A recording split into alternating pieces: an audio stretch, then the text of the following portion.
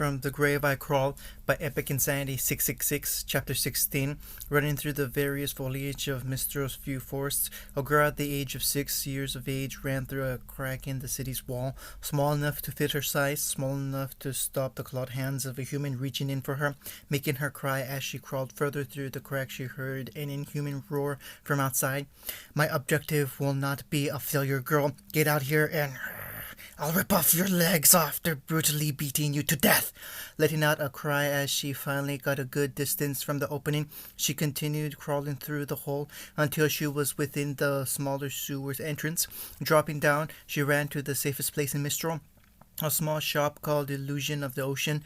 The man kind enough to run an orphanage as a side job. When she was last there, she was leaving with her new family. Too fondness, kind enough to look in her lonely direction, but her moments of a bright future was taken by the soldiers who ambushed them for her new parents and her unique trait to calm Grim away from her. Climbing out of the sewage grate, she saw the orphanage with a look of hope. Seeing the building on the stages of closing for the night, she ran till her feet began to hurt. Crawling under the fence, she made her way to the door and banged hurriedly, tears streaming down her cheeks. Stopping at hearing a growl, she turned to see the man from Atlas glaring at her, all signs of being human gone from him, eyes red as blood, and two stumble-like horns sprout from his forehead. His uniform was covered in blood from all the soldiers he brutally murdered. Her supposedly new parents' blood also on his being. Turning fully to him, her back was against the door. Watching him grab the gate, he threw it over his head to approach, a cruel smile gracing his lips. He was nearly upon her until the door opened and a slim foot sent him flying back. Looking up in hope, the girl was brought into a hug by a man in his 30s, tan skin with ocean blue hair. He wore the attire of a gentleman mixed with a butler, a silver cane in hand with the head of a serpent acting as the handle. "Emma, get inside and find the other children. Tell them it's a code 3. Nodding to the man who raised her since her original abandonment, she stepped out the door, closing it behind him. It locked down heavily. They named Emma inside safely. Watching the horrifically mutated lieutenant get up, his horns had begun to sink back into his skull. As the black veins under his skin receded away, he now looked calmer than before. Steadying his ground, the orphanage owner glared at the man who was currently dusting himself off. Turning to his attacker, Jacob Hyde glared at the man who held his cane calmly, not even looking like a threat. Slowly reaching for his weapon, Jacob rushed forward with the intent to kill. If only when he stabbed his weapon forward it actually killed the man. Jacob simply stood in surprise as the man rippled as his weapon stabbed into his chest. Watching the man look down to the weapon, Jacob was merely sent flying by the cane. Landing against the tree, Jacob saw the man's being rippled into ice before returning to flesh and blood, his appearance looking much younger than before, and his cane elongating into a whip that slithered beside him. "I have to ask you to leave. You are trespassing on my homestead and endangering the life of a girl who was supposed to have a family. I'd give you a proper punishment, and I don't want the Atlas military questioning uselessly. If I find a single hair missing from Emma, I will find you and freeze your blood solid, resulting in the death of suffocation. Now leave," the man said, with Jacob scoffing. Walking away, he turned to see over his shoulder. The man turned and approached the doors, making Jacob turn back with a scowl as he left the area. Stepping into the building and closing the door behind him, the man calmly looked at his building interior, whistling a tune a child would hear. He heard many footsteps coming to the room, a young woman holding Emma protectively. Seeing the crying girl, the man stepped forward and embraced the woman and children, who dug her face into his chest with the tears falling freely. "Angela, call the authorities. Brick, keep a lookout. Emma, let's get you cleaned up." "Yes, sir," the two older teens said before running to their duties. Brick, picking up a rifle, and Algina, a wolf fawness, went to the communications, leaving him to help the poor girl clean herself. Letting out a cheer as he rode on a dirt bike, Naruto let out a laugh as Lucian ran beside him on all fours, his his lycanthropic state of welcome to the off time the school was having. Running after them on his own bike, Jason sat on a quad bike at the front decorated to resemble his mask, the headlight tinted red. And last, Vlad, running at impossible speeds and athletic flexibility, kept up with the three. Swinging on a tree branch, the four came to a stop on the edge of a cliff, overlooking Riverfall Forest. The four stopped to enjoy the sight until Naruto brought out a paper map, a pair of goggles over his eyes. Vlad inhaled the air while Lucien sniffed around the area. Turning to Naruto, the three saw him pull out a seismic scanner made from Atlas to help scan for dust deposits and to get a layout of the continents. Not one bit bothered by the shaking earth, the four resumed enjoying the sight. It had been 3 months since their mission with Zeke, and to say school life had paid off.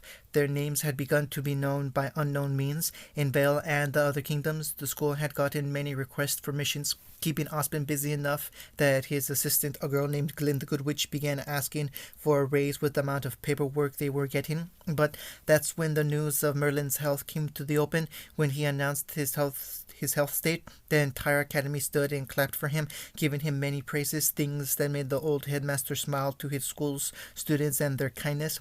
So far after that, Osmond had been labeled headmaster, all spent by the circle of friends he had within the school, within the student populace.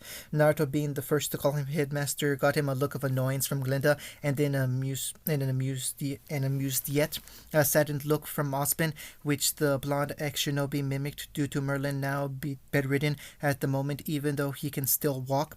But back to the present, Vlad was currently looking through a pair of binoculars while Lucien was looking over the area. All right, this area is scanned and catalogued. Now to the next area. Isn't Team Iron doing the next area? Looking up in thought, Naruto smacked his own head in realization. Grabbing the handles, he turned his bike around. Yep, they are. Come on, we'll meet them at the rendezvous point, Naruto said as Jason chuckled, turning his own bike around. Lucien shook his head while lowering himself onto his hands, running after Naruto as he rode off. Jason turned to Vlad, who continued to admire the scenery until Jason called out to him, Vlad, we're done. Get a move on or you'll miss lunch. All right, give me a minute, Vlad said, turning back to the view. He placed his shades back on before pocketing the binoculars. Turning to Jason, the teen had a new look, one that showed his heritage slightly, his collar having bat-wing designs, two small cape-like tails running down from the collar. He still wore his dress pants, but with modern shoes meant for parties. His hair had grown out, held in a Ronin knot on the back of his head. Vlad waited for Jason to ride off before giving chase, leaving a small shockwave from his sudden sprint. Sitting around the desk with Merlin at his side and Glinda sitting at her own desk, the three were going over the many reports from student missions besides the adult ones. Writing down a notice on one of the papers, the lights within the office flickered, making both Glinda and Osmond look up in suspicion, while Merlin held a hand to his necklace that once belonged to his wife before his service as headmaster. Looking up with Glinda, standing up to check on one of the lights, with Osmond looking around in suspicion, which was awarded with the room's lights going off, leaving the three in darkness before the light above Glinda's desk came back on. Looking, Osmond was expecting to see Zeke. Instead, they saw in the chair a man with an ashen black cloak, his face hidden in his hood's shadow. His feet were on the desk, allowing them to see boots a biker would wear, with dark gray jeans that looked old. His right hand held up with a bottle of Mistrillian whiskey, showing he wore fingerless leather gloves that showed his skin a deathly pallor. Seeing red orbs glow in the darkness of his hood, he spoke. Hello, mates. And Sheila, leaning forward with his face revealed, the three held in breaths as he wore a skull mask. I've got another mission for Team Outcast. End of chapter 16. From the Grave I Crawl by Epic Insanity 666, chapter 17. Death Among Us. Standing before the very being of death, Osmond had felt many things in his life, but genuine fear for himself always came last, and feeling the cold touch of this man's power made him freeze in place. That is, until Merlin began to heckle violently into his right hand, blood spots falling onto his knuckles. Osmond and Glinda went to help the old man until they froze at seeing who stood beside him, holding a hand over the elder's chest. They paled as the man helped Merlin stand straighter, a new life in his aged eyes. They all turned to the skull-masked man, who stood back calmly. It's not your time yet, mate. You still have much wisdom to give. Looking to the man as he stepped away from Merlin, he turned to Ospen. And you have a lot of years to give. Staring at the man as he stepped, no, drifted back to Glinda's desk. They watched him lean on the front, his gloved hands holding the timber. Staring at his hands, they gulped as his right hand seeped all life and masterwork from the wood. His left hand, though, sprouted life from the desk, growing a branch that held healthy leaves. Looking up to his mask, they noticed he looked up with a lazy gaze. Now, as I was saying, watching the man as he reached into his coat, they blinked as he held a photo of a girl 6 years of age in his hands. This is Emma Livendale. Those who have been experimenting with Grimm and human genetics have discovered she has a semblance that can make Grimm docile, but her age right now, it only makes them non-hostile to her after a few hours of being near her. Who are you? Turning to Glinda, who spoke. The woman blinked as she gulped, watching the man standing up. She froze as he approached her. I have many names. Shinigami, Mott, Anku, Santa Merte, Smirke, Hel, Giltin. I have been given many names and titles, confused with a female most of the time. But you may address me as my most favorite name. Taking a bow, a butler would give. The Thanatos reached to remove his mask. Looking up, Glinda had to fight the blush rising on her cheeks at the sight of the handsome man being before her. Thanatos is my chosen name, fair maiden. Hours later, letting out a yawn as his team sat within the airship, Lucian laid asleep in his seat, Jason also napping. The only one not fully tired was Vlad, who sat with a blue-covered book in hand, leaning on his left elbow to stay away from Lucian's loud snores. Naruto chuckled at his team's antics. Even though he himself had Kurama, Naruto looked like the only normal one in their circle of friends. Looking to the right at hearing giggles, Kurama appeared and looked to the source of the giggles, narrowing his eyes at seeing 3 teen girls kicking a faunish girl's seat, showing a look of discomfort. Looking to Naruto, who exhaled slowly, he looked over his shoulder as 3 chakra chains sprouted from his back, surprisingly unnoticed as they slithered to the pathetic bullies. Smiling at seeing one of the girls looking down at the chains, she went to scream if not for the chains to shoot up towards them, leaving fist-sized bruises on their unconscious faces. Naruto snorted at how pathetic they were, getting the attention of the girl being bullied. She looked behind her to see her abusers out cold behind her. Looking to Naruto as he sat down, the girl smiled thankfully. Frowning in his seat at hearing faint music, he turned to Jason to see him listening to music as he napped, listening to the current part of the song. Naruto shouldn't have been surprised.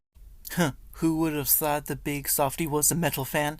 Never judge a book by its cover, Kurama. You taught me that much. Closing his eyes to let the time fly, Kurama rolled his eyes, resting his head on Naruto's shoulder. He too went to sleep, leaving Vlad to his book until his scroll rang, making him pull it out to look before he froze.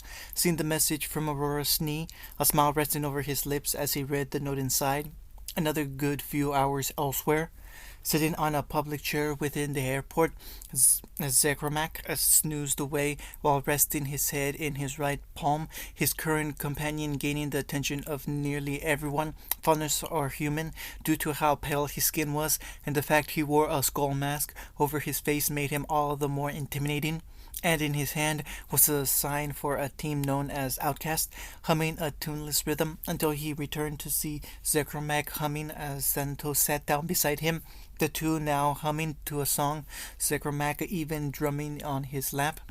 Okay, before we continue, I just want to cut in here and say that some music is sung some music is sung. A Necessary Evil by Motionless in White. It's just I have a horrible voice and I ain't gonna sing it like the other times. I'm sorry. So if you want to listen to it, I recommend you put it along while I continue while I speak about what is going on next. That's all. Nodding their heads now, they turned to each other with a bro fist as Zekrom now sang. Looking forward as they continued to sing, the few younger adults smiled with a laugh, with Thanatos singing. Nodding to Zekromak, the two now had a small crowd, amazed by Zekromak's deep voice and growl. Looking to one another with hysterical laughter, the crowd clapped for the duet, amazed more towards Zekermak, who grinned through the looks from the parents who glared at them, made the two laugh nervously. Looking to the landing bay, he lightly smacked Thanatos, who turned and saw a stunned Team Outcast. Naruto stood with a blank face. Jason had a wide smile. Lucien was among those clapping, and Vlad had his jaw on the ground. Getting up from their seat, Thanatos fixed his old western hat with a sigh, following after Zekermak as Team Outcast approached. Lucien high-fived Zekermak with a small grin. That was awesome. Thanks, kid.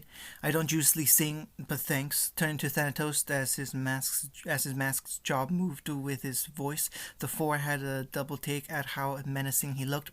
Heck, his skull's eyebrow even moved. Right. Well, you're here, we're here. Let's head to your mission, shall we? Looking after Thanatos as he began leaving, Zekermak took the luggage with incredible ease, especially for how small his limbs looked. Following after Thanatos as he moved to a limo, the four gawked in shock as the driver was nothing but a skeleton dressed in a suit. Turning to them, he gave a joyful thumbs up before looking forward. Don't worry about him. He may talk a lot of shit, but he's a nice bloke. Now come on, get your arse into gear. Watching as the two inhuman gentlemen climbed into the limo, the four teens shared a shrug before following them inside. Stepping into the four saw the inside as a hallway, woman-like creatures dancing erotically upon podiums. Stepping into a magic vehicle, the door closed into a slam, leaving the four into the hallway like rooms with the erotical, sexy woman creatures. Blushing at seeing the wonderful biology of a woman, Lucien had to keep his head forward as they followed Zekermak and his current friend. Watching the woman as they stepped into a room, they saw Zekermak sit down with two women appearing at his sides, hugging him gently, startling the four as the women adorned curved horns sprouting from their foreheads, their eyes anything but human or faunus. Upon noticing their naked forms, all but Jason looked away as Thanatos sat down himself, a woman appearing on his left, her skin pitch black with a skull painted over her face, amber eyes glowing as she stared at Jason with a sisterly smile, looking creepy due to her skull paint sadly. All right, Team Outcasts, meet the man who's been having you lot traveling remnant. Turning to the man in the skull mask, they watched him reach into his jacket and pull out a folder. Placing it down, they saw it was of a young child. Frowning in recognition, Vlad reached down and picked it up. Emma? Looking to Vlad, he turned to his teammates with a frown. I know this girl from an orphanage I used to help. What happened to Emma? Turning to Thanatos as he took a drink, he placed the empty glass on the table before him calmly. A kidnapping on her was planned due to her premature semblance that affects Grimm. Her semblance makes any Grimm close to her docile, controllable. We are going to make sure she doesn't fall into the wrong hands.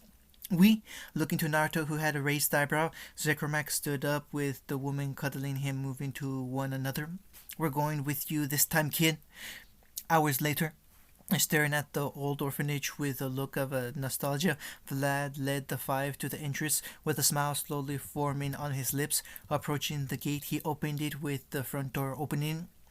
Oshsanu, been too long, brother. Hearing Zekermak call the owner at the door, seeing the caretaker look so young, Vlad gawked. Vlad, certainly has been too long. Watching the man approach their teammate, they took notice to his ocean blue hair. Fixing the collar of Vlad's coat, Vlad brought the man into a hug, making Oshnazu chuckle as he hugged back. Turning his head to Lucien, the wolf faunus waved nervously before a cane whipped him in the forehead. You have no excuse for not calling young man. Oh, come on. Stepping forth to Asnos, Thanatos spoke.